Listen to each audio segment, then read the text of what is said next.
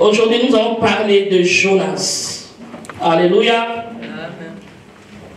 Nous savons que dans le livre de Jonas, il y a beaucoup de points à soulever. Beaucoup par rapport à Jonas, par rapport au peuple de Ninive, par rapport à Dieu lui-même. Alléluia. Mais ce matin, nous allons parler de Jonas. J'ai intitulé le thème de mon exhortation ce matin, c'est la désobéissance de Jonas. Alléluia. Jonas ce matin peut être toi. Jonas, ça peut être moi. Alléluia. Parce que Jonas était enfant de Dieu. Toi et moi aussi, nous sommes enfants de Dieu. Ça peut nous arriver aussi tout au long de notre vie chrétienne. Ça peut nous arriver de désobéir. Alléluia. Mais nous savons que notre Dieu, il est vivant. Notre Dieu, il veille sur toutes choses. Notre Dieu, il est toujours là pour nous récupérer. Alléluia. Bien aimé, nous allons ouvrir notre Bible dans le livre de Jonas. Jonas chapitre 1. Alléluia. Amen. La parole de l'Éternel fut adressée à Jonas, fils d'Amittai, en ces mots. Lève-toi, va à Ninive, la grande ville, et crie contre elle, car sa méchanceté est montée jusqu'à moi. Et Jonas se leva pour s'enfuir à Tarsis, loin de la face de l'Éternel. Il descendit à Jaffo, et il trouva un navire qui allait à Tarsis. Il paya le prix du transport et s'embarqua pour aller avec les passagers à Tarsis, loin de la face de l'Éternel. Mais l'Éternel fit souffler sur la mer un vent impétueux. Il s'éleva sur la mer une grande tempête. Alléluia. Les navires menaçaient de faire naufrage. Les mariniers eurent peur. Ils implorèrent chacun leur Dieu. Et ils jetèrent dans la mer les objets qui étaient sur le navire, afin de se le rendre plus léger. Jonas descendit au fond du navire, se coucha et s'endormit profondément. Le pilote s'approcha de lui et lui dit: pourquoi dors-tu? Lève-toi, invoque ton Dieu. Peut-être voudra-t-il penser à nous et nous ne périrons pas. Et ils se dirent l'un à l'autre: venez et tirons au sort, pour savoir qui nous attire ce malheur. Ils tirèrent au sort, et le sort tomba sur Jonas. Alors il lui dit: dis-nous qui nous attire ce malheur. Quelles sont tes affaires? Et d'où viens-tu? Quel est ton pays? Et de quel peuple es-tu? Et il leur répondit: je suis hébreu, et je crains l'Éternel, le Dieu des cieux, qui a fait la mer et la terre. Ces hommes eurent une grande frayeur, et ils lui dirent: pourquoi as-tu fait cela? Car ces hommes savaient qu'ils fouillaient loin de la face de l'Éternel, parce qu'il le leur avait déclaré. Ils lui dirent: que te ferons-nous pour que la mer se calme envers nous? Car la mer était de plus en plus orageuse. Il leur répondit: prenez-moi et jetez-moi dans la mer, et la mer se calmera envers vous. Car je sais que c'est moi qui attire sur vous cette grande tempête. Ces hommes ramaient pour gagner la terre, mais ils ne le purent, parce que la mer s'agitait toujours plus contre eux.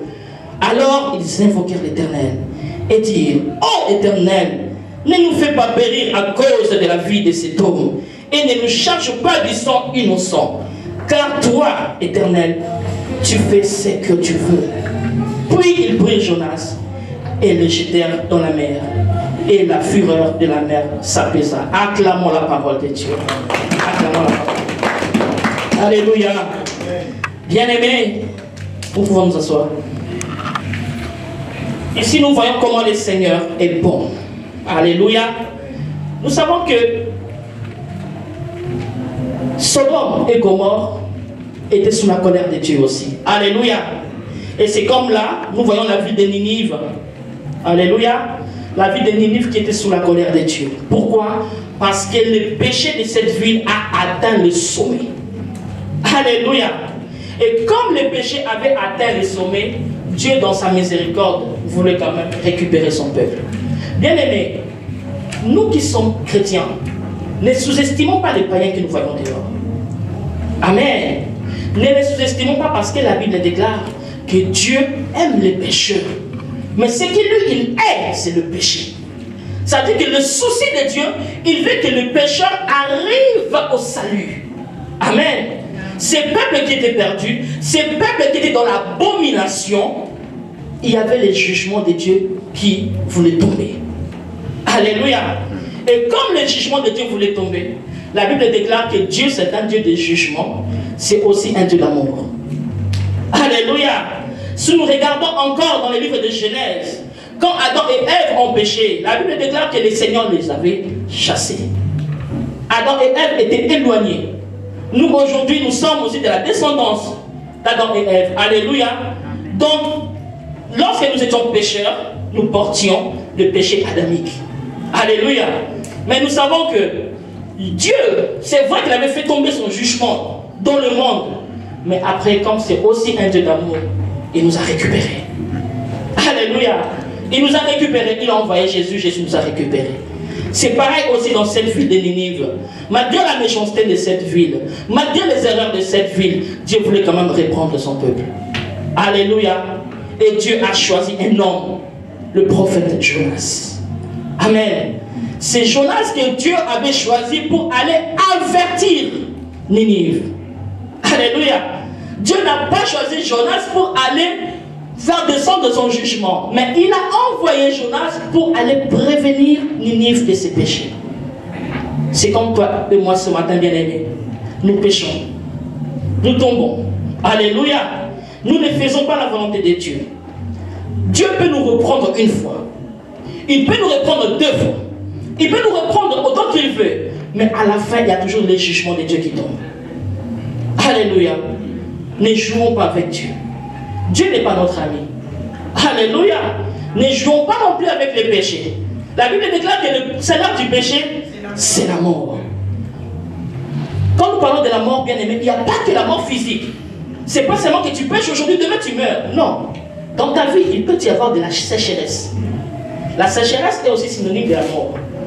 Alléluia. La sécheresse, elle est synonyme de la mort. La sécheresse peut se manifester au travers de la maladie. Alléluia. La sécheresse, elle peut se manifester au travers de la maladie, au travers du chômage, au travers des échecs répétés, au travers de la stérilité. Alléluia. Mais ici, nous voyons Dieu qui choisit son prophète pour aller récupérer son peuple. Amen. Je vais souligner encore quelque chose de très important. Bien-aimés, quand nous sommes à l'église et que nous voyons un frère ou une sœur qui tombe dans les péchés, ne soyons pas un sujet de moquerie pour cette sœur ou pour cette frère. Allons récupérer la personne. Amen. Et récupérons la personne. Parce que le Seigneur a besoin de cette personne. Alléluia. Mais Jonas, comme il y a eu un pillage, il y avait les Assyriens qui sont partis piller en Israël. Du coup, les enfants d'Israël commençaient à détester les Assyriens. Alléluia. Et Dieu, quand il a envoyé Jonas aller avertir le peuple de Ninive, Jonas ne voulait pas partir. Parce que Jonas, comme son peuple était attaqué, comme son peuple était dépouillé, il a dit non, je veux que le jugement de Dieu tombe sur ce peuple-là. Or, Dieu, il est souverain. Amen. Nous avons un autre regard par rapport à l'homme.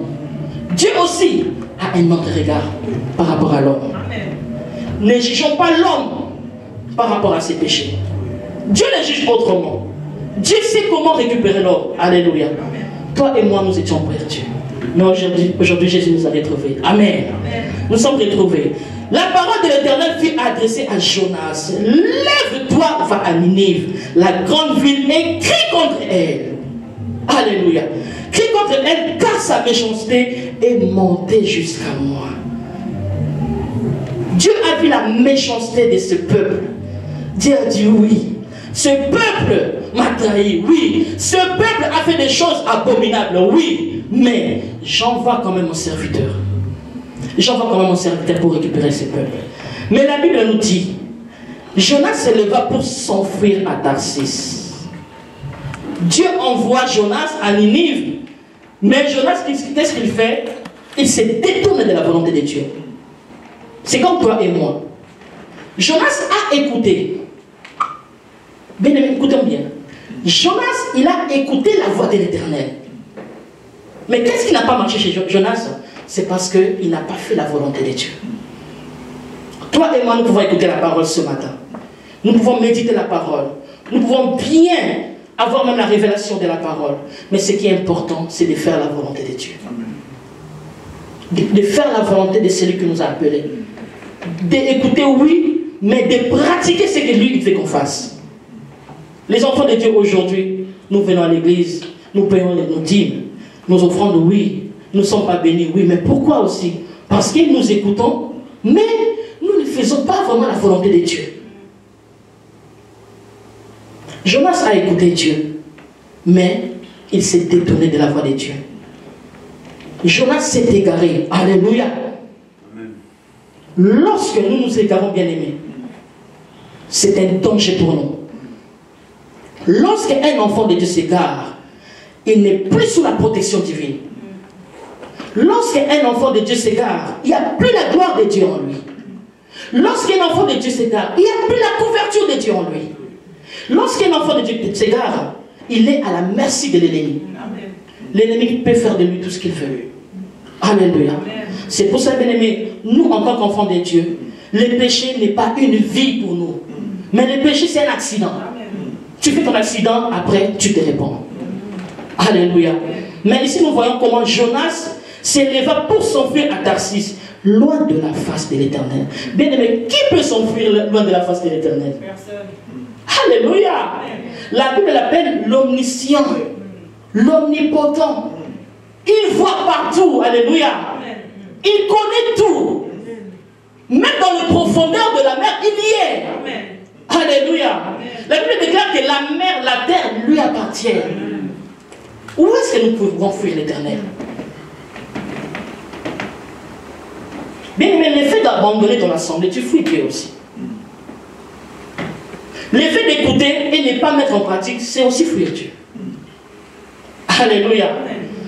Jonas, il s'est enfui loin de la face de l'Éternel. Il descendit à Jaffo et il se trouva un navire qui allait à Tarsis. Il paya le prix du transport et s'embarqua pour aller avec les passagers à Tarsis, loin de la face de l'Éternel.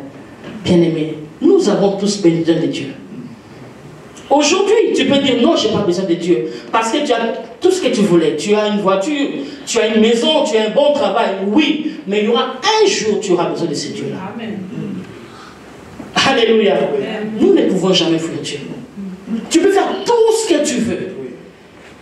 Tu peux dire que moi, la vie que je mène, cette vie pécheresse, si je vais à l'église, on va parler sur le péché. Donc du coup, ces derniers temps, j'abandonne l'église, je rentre chez moi. Oui, tu vas rester chez toi. Mais Dieu a plusieurs manières de nous rattraper. Amen. Il peut te rattraper même au travers des théâtres que nous regardons là. Dieu peut te parler. Alléluia. Il peut te parler même au travers d'un film. Il peut te parler sur Internet. Tu tombes sur YouTube, sur une prédication qui parle sur le péché. Il t'a rattrapé. Alléluia. C'est pour ça que nous ne pouvons fuir loin de la face de l'Éternel. Dieu voit tout. Amen. Alléluia. Bien-aimés, où irions-nous? C'est Jésus qui a la parole de la vie. C'est Jésus qui donne la vie. Les biens de ce monde, bien-aimés, sont éphémères. Mais nous, enfants de Dieu, nous courons vers la vie éternelle. Alléluia. Nous courons vers ce qui est précieux. Ce qui est précieux, c'est la vie éternelle. C'est le salut en Jésus-Christ. Alléluia. Mais l'Éternel fit souffler sur la mer un vent impétueux. Et il s'éleva sur la mer une grande tempête. Le navire menaçait de faire naufrage. Bien-aimés, faisons attention. Si tu sais que tu fuis l'Éternel et que tu vas aller te cacher quelque part, fais attention parce que tu deviendras une source de malédiction pour ce peuple. Alléluia. Fais attention. Parce que la tempête qui est arrivée là ne venait pas de l'ennemi. La Bible dit c'est l'Éternel qui a fait souffler. Amen. Donc David, si tu fuis Dieu, il est capable aussi de faire souffler une tempête. Il est capable de fermer toutes tes entrées. Alléluia. Amen. Il est capable, bien aimé. La tempête de Dieu existe. Nous sommes là en train de briser la tempête, le vent. Oui, nous savons que l'ennemi aussi nous lance des tempêtes. Alléluia. Pour nous faire tomber. L'ennemi nous lance des pièges pour nous faire tomber. Mais la Bible ici déclare que Dieu a fait souffler une tempête impétueuse. Alléluia. Bien-aimé, je te conseillerais ce matin de ne pas fuir Dieu. Tu auras toujours besoin de ce Dieu-là. Et parce que Dieu aussi a besoin de toi. Je vais ouvrir une parenthèse, bien-aimé. L'effet d'être vivant aujourd'hui, bien-aimé, c'est parce que Dieu a une mission à accomplir avec toi. Le jour où ta mission sera terminée, le jour où tu ne seras plus en mesure de monter en scène, bien-aimé, c'est ce jour-là que Dieu va te reprendre. Nous avons une mission bien particulière. Alléluia. Amen. Ceux qui sont morts, il y en a aussi qui sont morts dans la volonté de Dieu. Mais il y en a aussi qui sont morts hors la volonté de Dieu. C'est pour ça que des fois quand on dit que Dieu a donné, Dieu a repris. Mais la personne qui est morte là, est-ce que c'était dans la volonté de Dieu? Dieu a donné, il a repris. Est-ce que c'est Dieu qui a repris cette personne? Alléluia. Tu es là parce que tu dois accomplir une mission. Amen. Tu es là parce que le Seigneur t'a choisi pour une destinée. Et cette destinée, elle est meilleure. Amen. Mais pourquoi fuyons-nous l'Éternel? Tu fuis l'Éternel, tu dis, dans cette église-là, j'aime pas trop parce qu'il y a ça. D'accord, tu vas changer d'église. Mais d'abord, si tu vas rencontrer l'Éternel, on va te parler sur tes péchés. Tu vas fuir. Tu vas aller, bien aimé, tu vas fuir où? Jonas croyant que fuir Ninive pour aller à Tarsis, il aurait résolu ce problème. Au contraire, si tu as la dette de Dieu, il va te suivre partout. Oui. Alléluia. Amen. Si tu as la chose de Dieu, il va te suivre partout. Amen. Si tu as une mission de Dieu, même si tu te caches, la Bible déclare qu'il voit même une fourmi noire en dessous d'une pierre noire.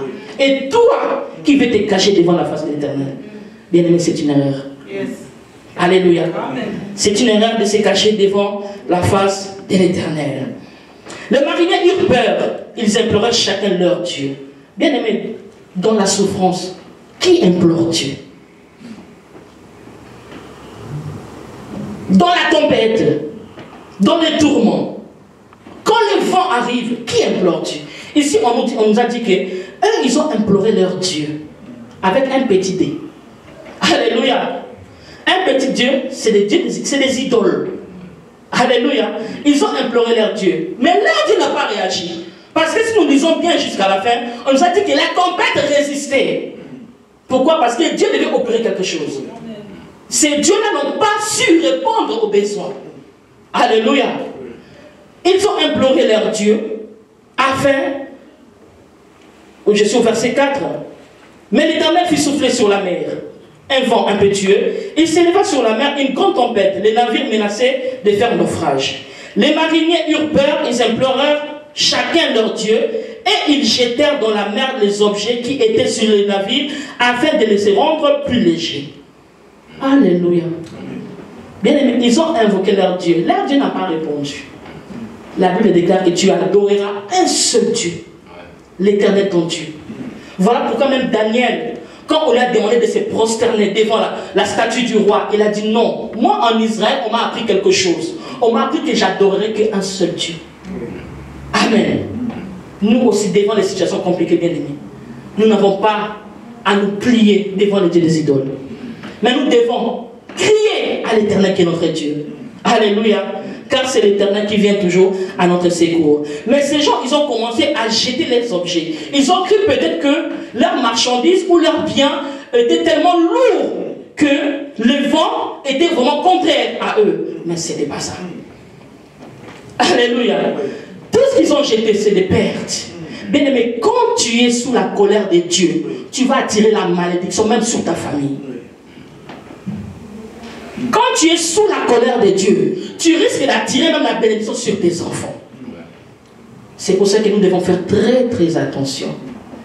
Nous devons marcher selon la volonté de Dieu. Marcher selon la crainte de Dieu, dans la sainteté et dans une vie de sanctification. Alléluia. On a vu comment la colère de Dieu qui était sur Jonas, le peuple a commencé même à jeter ses biens. Or, ce peuple était innocent. Alléluia. Ces passagers étaient innocents à cause d'une seule personne. Alléluia. À cause aussi de l'ennemi, le péché est rentré dans le monde. À cause d'une seule personne, Adam, le péché est rentré dans le monde entier. À cause de Jonas, les passagers ont perdu leurs affaires. Ils ont perdu leurs biens. Bien aimé, tu dois savoir aussi toi, avec qui tu te promènes, avec qui tu restes, quel genre d'amis tu fréquentes. Parce que tu peux fréquenter des amis qui sont sous la malédiction. Et plus tu restes avec eux, tu reçois sa malédiction. Amen. Ouais. Amen. Alléluia. Amen. Nous devons savoir choisir nos amis. Nous devons savoir choisir notre entourage. Alléluia. Nous devons savoir choisir notre fréquentation. Parce que nous savons que les mauvais amis aussi peuvent aussi corrompre les autres. Alléluia. Quand tu sors ou tu te promènes avec des amis qui ne sont pas bien, qui font des bêtises, tu finiras par faire des bêtises. Ne te dis jamais que moi je suis plus fort. Non, bien aimé. Le diable, il est plus fort que toi. Alléluia. C'est pour ça que nous, en tant qu'enfants de Dieu, nous devons toujours demander au Saint-Esprit de Dieu de nous guider. C'est ça l'importance de la prière matinale aussi. La prière matinale, bien aimé, nous confions notre journée à Dieu. Nous confions notre vie à Dieu. Nous demandons à Dieu de prendre le contrôle de toutes choses. Bien aimé, lorsque tu pries le matin et que tu demandes à Dieu de prendre le contrôle de ta vie, tu verras que ta journée sera paisible. Amen. Tu ne peux jamais prier Dieu et rencontrer des situations compliquées. Alléluia. Lorsqu'on prie Dieu, on confie nos vies à Dieu. Dieu, il est au contrôle. Il surveille toutes choses. Alléluia. Même là où les portes devaient être fermées, Dieu va les ouvrir juste parce que tu as créé son nom. Alléluia. Jonas était devenu une malédiction pour ce peuple. Jonas était devenu un objet de colère devant l'Éternel. Pourquoi? Parce qu'il a désobéi. La désobéissance. Dieu t'envoie à Ninive, toi tu vas aller à Tarsis. Alléluia. Dieu t'envoie d'aller évangéliser, toi tu dis je ne sais pas parler. Même au travail, tu n'arrives même pas à parler de ton Dieu. À l'école, bien aimé, parlons de ces Jésus-là. Il y a beaucoup de gens qui ont besoin de Jésus. Amen. Il y a beaucoup de gens qui n'attendent que tu puisses juste ouvrir la bouche pour dire que Jésus t'aime. Alléluia. Il ne suffit pas de lire tout un verset biblique pour dire à quelqu'un que Jésus l'aime. Même sans la Bible, tu sais déjà que Dieu il a amour. Amen. Il suffit de dire que Jésus t'aime. Alléluia. Les Pilotes s'approcha de lui et lui dit: pourquoi dors-tu? Lève-toi, invoque ton Dieu. Peut-être voudra-t-il penser à nous et nous ne périrons pas. Bien-aimé, comment tu peux être sous la malédiction? Comment tu as un problème sérieux dans ta vie et tu dors? Dans ta vie, rien ne marche. Et tu es conscient vraiment que dans ma vie, il n'y a rien qui ne marche. Mais tu dors. Alléluia. Quand je dis dormir, c'est croiser les bras, tu ne fais rien. Alléluia. Or, quand il y a un danger, chacun de nous doit se lever. Il y avait un danger dans le navire, mais Jonas était tranquille, il dormait. Pendant que les autres invoquaient leur Dieu, lui dormait. Et pourtant, lui, il avait un Dieu vivant. Alléluia. C'est pour cela, bien aimé, quand tu t'égares de Dieu, tu deviens aveugle. Même les choses que tu avais l'habitude de faire, tu ne les feras plus. Parce que tu es devenu aveugle. Tu es loin de la face de Dieu. Parce que si Jonas était vraiment avec Dieu dans ce navire-là, il aurait imploré la faveur de Dieu. Alléluia. Il aurait imploré la grâce de Dieu. Mais comme il s'était déjà éloigné de la présence de Dieu, c'est pour ça qu'il dormait. Amen. Il était aveuglé. Toi et moi, bien-aimés, lorsque nous avons des problèmes, ne dormons pas. Au contraire, réveillons-nous. Réveillons le Dieu de la Bible. Il est là, il va nous secourir. C'est pour ça que la Bible dit que c'est lui qui maîtrise la tempête. La tempête était là, mais personne ne pouvait la maîtriser. Ni les dieux des idoles, personne. Ils ont jeté leurs biens, mais la tempête était toujours là. C'est pour ça que la Bible dit que sans Jésus, nous ne pouvons rien. Si tu n'associes pas ta vie avec Christ, bien aimé, tu ne verras rien de bon. Même si c'est que toi tu vois, tu penses que c'est déjà bon, mais moi je te dis que c'est pas ça, si Jésus n'est pas là. Amen. Il n'y a rien de bon sans Jésus. Jonas dort pendant que les autres s'est précipité pour calmer la tempête. Lève-toi, invoque ton Dieu. Peut-être voudra-t-il penser à nous et nous ne périrons pas. Et se dire l'un à l'autre, venez et tirons au sort pour savoir qui nous attire ce malheur. Ils tirèrent au sort et le sort tomba sur Jonas. Alléluia. Le sort est tombé sur Jonas. Bien aimé, c'est pour ça que je vous dis, même si tu te caches, même si tu vas te réfugier dans un autre pays, tu dis, ah, en France, il n'y a rien. Et pourquoi tu es sur la malédiction? Tu dis, en France, il n'y a rien, je vais aller en Suisse. Même si tu vas en Suisse, cette malédiction-là va te poursuivre. Ça ne sert à rien de changer de pays. Ça ne sert à rien de changer de ville. Lorsque la malédiction est là, il n'y a que Dieu qui peut enlever la malédiction. Alléluia. Même si tu dis, en Europe, il n'y a plus rien, je vais retourner en Afrique, tu vas retourner. Mais la malédiction, comme elle est là, elle restera là. Amen. Qui nous attire ces malheurs? Qui nous attire ces malheurs? Alléluia. Bien aimé, même dans l'église, nous sommes enfants de Dieu. Entre nous, on peut toujours nous secourir les uns les autres. Alléluia. Quelqu'un qui est dans la faiblesse, tu vas le secourir. Quelqu'un qui ne vient plus à l'église, tu peux toujours l'appeler. Alléluia. Combien d'entre nous ont appelé tous ces gens-là qui ne viennent plus? Combien ont pris de leur temps pour appeler à nos frères et sœurs qui ne viennent plus à l'église? Alléluia. Ne faisons pas comme Jonas. Parce que Jonas voulait que la colère de Dieu s'enflamme sur Ninive. Il ne voulait pas que la parole de Dieu arrive sur Ninive. Nous aussi, bien-aimés, faisons attention. Nous avons besoin que Dieu aussi récupère nos bien-aimés qui sont partis. Nous avons besoin que Dieu récupère nos bien-aimés qui sont retournés dans le monde. Alléluia. Ne recopions pas le caractère de Jonas, parce que là, Jonas a juste désobéi à la voix de l'Éternel. Alléluia. Alors ils lui dirent, dis-nous qui nous attire ce malheur, quelles sont tes affaires et d'où viens-tu, quel est ton pays et de quel peuple es-tu? Alléluia. De quel peuple es-tu? Jonas était hébreu. Jonas connaissait la parole. Les païens savaient que le Dieu d'Israël, c'était un Dieu qui opère des grandes choses. Les païens savaient bien que le Dieu d'Israël est capable de calmer la tempête. Et ils savaient que Jonas était hébreu parce que lui-même avait expliqué sa situation à ces gens-là. Alléluia. Implore ton Dieu. Bien aimé, il peut arriver aussi dans ton entourage, il y a quelqu'un qui est malade, il y a quelqu'un qui est dans la recherche de la guérison ou dans la recherche d'une solution. Bien aimé, tu peux être la personne qui peut accorder à cette personne la solution. Parce que cette personne sait que tu as Jésus. Cette personne sait que tu pries. Alléluia. Mais en tant que chrétien, bien aimé, une question. Est-ce qu'il y a des gens qui viennent aussi te voir, sachant que tu connais Jésus, sachant que tu as la parole et que tu peux leur donner la solution? Est-ce qu'il y a des gens qui viennent te voir par rapport à ton Dieu, par rapport à ton Jésus? Alléluia. Bien-aimés, nous sommes des imitateurs de Jésus. Ce que Jésus a fait, nous aussi nous pouvons le faire.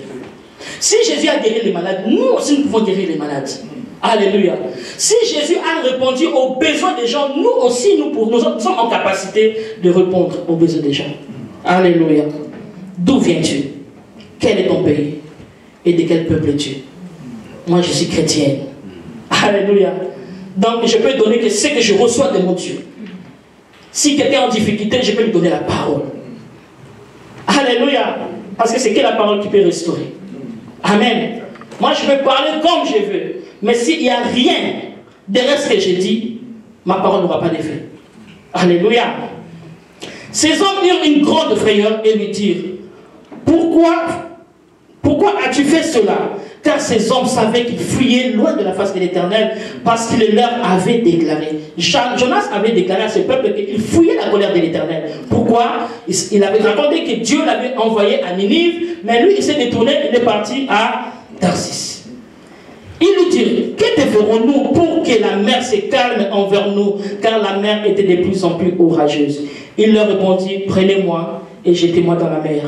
Et la mer se calmera envers vous, car je sais que c'est moi qui attire sur vous cette grande tempête. Alléluia. Bien-aimé, je me rappelle encore de l'histoire de David. David qui avait péché contre l'Éternel. L'Éternel l'Éternel avait envoyé son prophète pour aller demander à David 3 propositions. Mais je sais que la proposition que David avait acceptée, c'était, il voulait que la bénédiction vienne de l'Éternel. Alléluia. Il a souhaité que la bénédiction vienne de l'Éternel.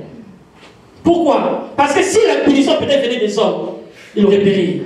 Mais il préfère aller se réfugier encore auprès de ces dieux-là. Donc Jonas, il a compris, il a dit non, jetez-moi dans la mer. Il sait que Dieu est partout. Dieu peut être dans la mer. Dieu peut être sur la terre. Parce qu'il sait que s'il tombe dans la mer, il y a l'Éternel qui a provoqué la tempête. Il est en mesure de le faire sortir de la mer pour l'envoyer sur la terre. Alléluia. Il a dit non, jetez-moi dans la mer. Jetez-moi dans la mer. Notre Dieu, c'est un Dieu des miracles. Amen. Amen. Jonas connaissait son Dieu. Jonas savait que si je reste sur ce navire, tout ce peuple va périr à cause de moi. Mais comme c'est moi qui suis l'auteur, je préfère aller encore dans les bras de l'Éternel. Alléluia. Il a dit non, jetez-moi dans la mer. Bien-aimé, où irions-nous? Personne ne peut se cacher devant la face de Dieu. Bien-aimé, lorsque tu pêches, répands-toi. La Bible l'appelle, il est le Dieu qui est lent à la colère, riche en bonté.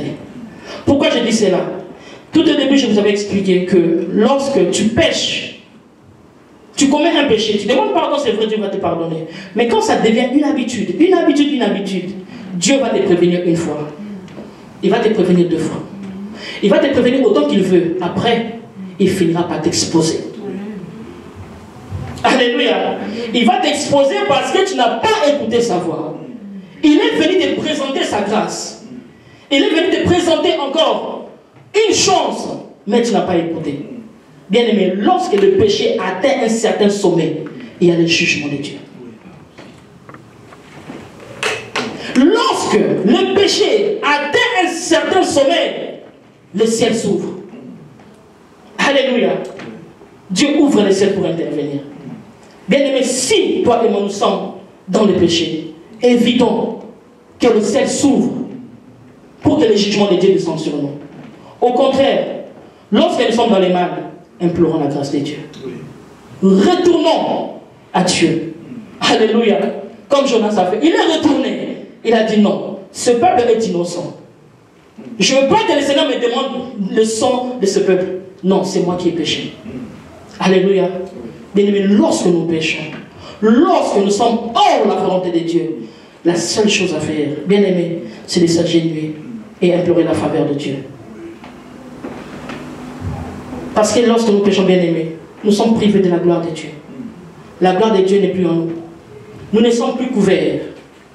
Or, lorsque nous nous répandons, nous demandons la grâce de Dieu, la miséricorde de Dieu, il y a encore cette ombre-là, cette couverture-là qui nous revient. Amen. Parce que la Bible déclare que le Seigneur, lorsqu'il pardonne, il oublie. Il ne se souvient même plus du péché. Nous savons que Dieu est un Dieu d'amour, mais nous ne devons pas jouer avec Dieu. On ne joue pas avec le péché, bien-aimé. Alléluia. Amen. Le péché, c'est comme un poison. Tu vas jouer avec, tu finiras par mourir. Or, nous savons tous que le salaire du péché, c'est la mort. Dieu ne veut pas la mort d'un pécheur. Dieu, il appelle toujours le pécheur à se repentir.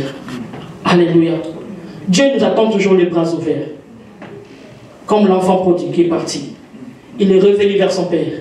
Parce qu'il savait que devant son père, il y avait la faveur. Il savait que devant son père, il y avait le pardon. Il savait que devant son père, il y avait la miséricorde. Toi et moi, bien-aimés, même si aujourd'hui nous sommes égarés, retournons à Dieu. Alléluia. Amen. Retournons à Dieu parce qu'il nous attend les bras ouverts. Parce que si nous lisons tous les chapitres premiers, en entrant au chapitre 2, nous allons voir que Jonas, lorsqu'on l'a jeté dans la mer, il s'est retrouvé dans le ventre du poisson. Les poissons l'ont englouti pendant 3 jours. Et le poisson l'a vomi sur la surface de la terre. Alléluia. Bien aimé, c'est que Dieu qui peut faire ça. Nous avons vu qu'il y avait la colère de Dieu sur Jonas. Mais après ce même Dieu d'amour, il a encore récupéré Jonas de la mer où il était. Il l'a fait sortir sur la terre.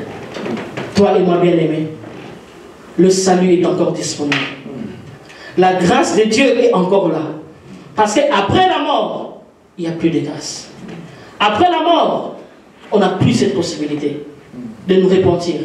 C'est pour ça qu'aujourd'hui que nous sommes encore vivants, bien aimés, c'est dans quel domaine de ta vie que tu sais que tu peux attirer la colère de Dieu? Dans quel domaine de ta vie? Alléluia. Nous sommes là tous en tant qu'enfants de Dieu.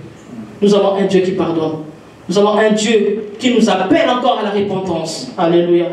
Bien aimé, la Bible déclare, lorsque vous entendez la voix de l'Éternel, n'endurcissez pas vos cœurs. Alléluia. Parce que plus tu vas endurcir ton cœur, l'ennemi va venir et tu seras vraiment à la merci de l'ennemi. Mais or, l'Éternel a besoin de te récupérer, il a aussi besoin de me récupérer. Parce qu'il a une mission à accomplir avec nous. Alléluia. Que le nom de l'Éternel soit béni. Que le Seigneur nous bénisse.